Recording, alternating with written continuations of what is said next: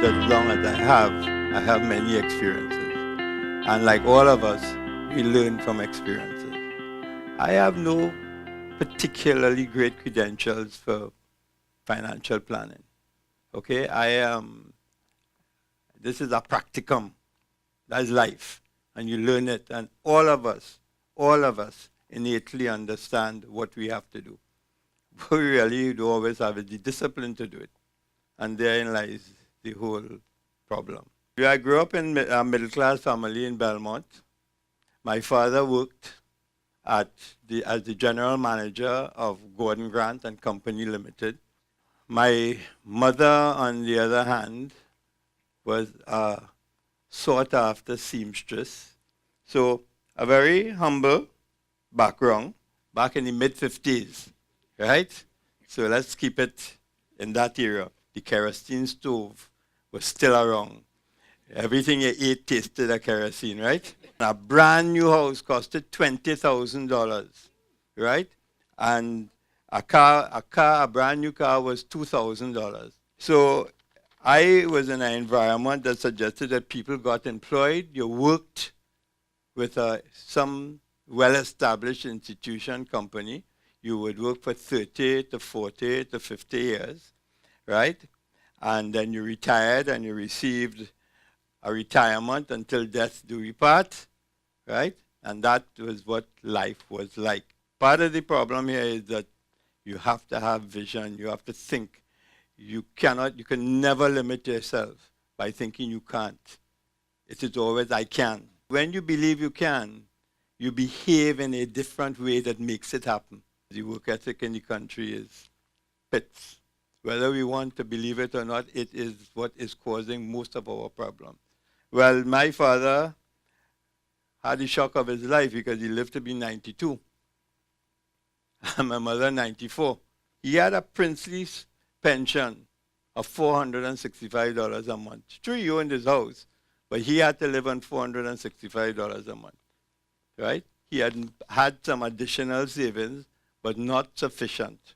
Okay, so I am going to make sure, not sure how to define it at this stage, but what will not happen to me is that I have to have a particular level of comfort in my retirement. How I was getting there at that time, I wasn't sure.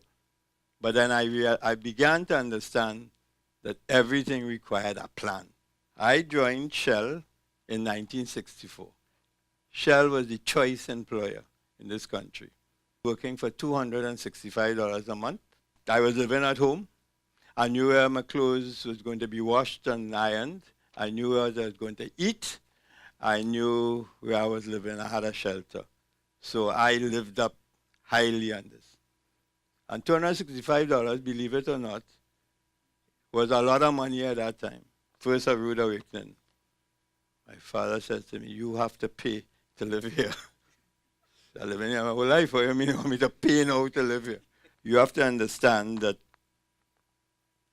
you have to attribute values that you don't seem to understand at all. You think life is a party. So guess what? I used to pay the princely sum of $20 a month.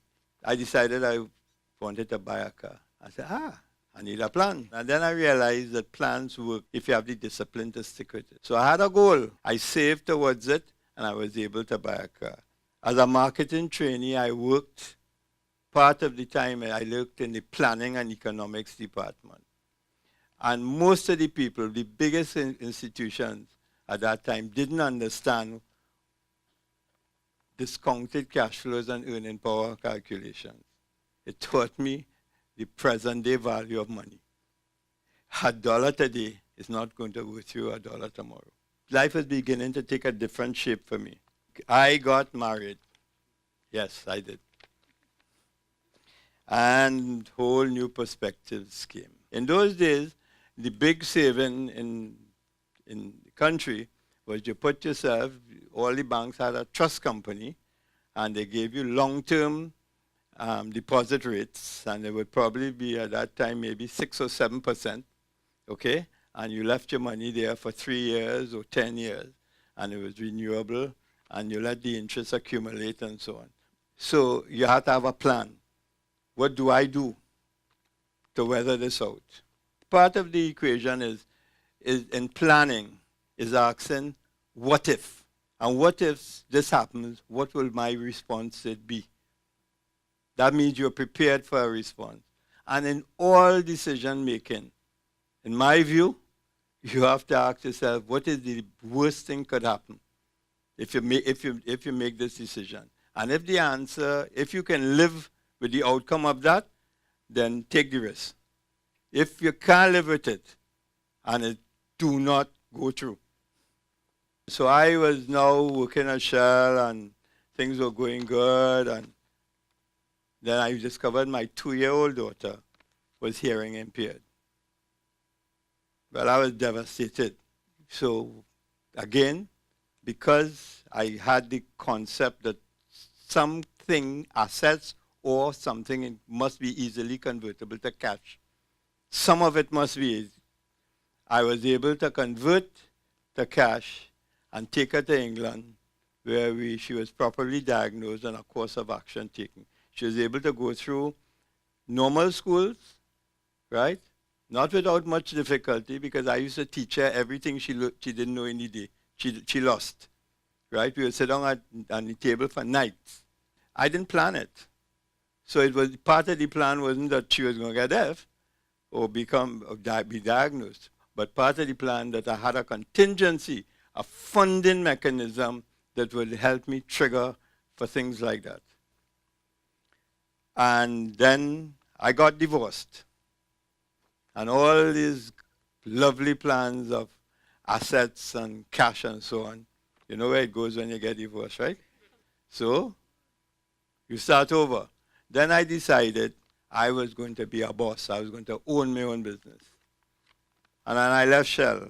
And I said, when I was leaving Shell, I said, I don't have much experience in the local market, small local market. So I needed to join a company that was fairly reasonable, and had to get some local experience of how the local market was operating. So I joined Sissons as marketing director for 3 years.